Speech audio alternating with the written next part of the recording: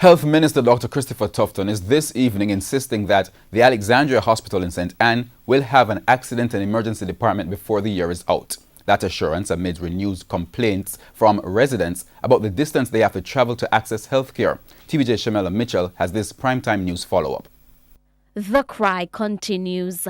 The accident and emergency is the most important part right now. Residents living in southwest St. Anne once again calling for an upgrade of the Alexandria Hospital. The medical facility was downgraded to a clinic some years ago.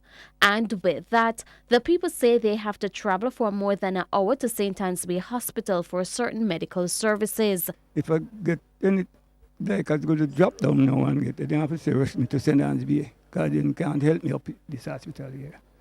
Don't be I have to go to St. Anne's Bay. Yeah, and before maybe I reach here, I don't know what could happen. I could pass on or something like that. And it can be costly too. But what is most frustrating to the residents is the time it is taking for the upgrade to happen. We have been seeing them over and over working on it. They're doing upgrades to get some doctors to work there, but after the work, it's like it stopped and nothing further.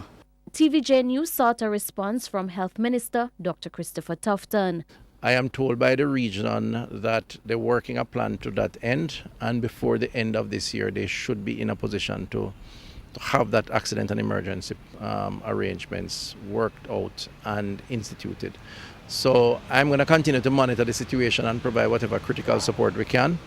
Again, there's a big private-public partnership component, working with an entity that is interested to engage and invest, and so it will play out over the next number of months. Shamela Mitchell, TVJ News.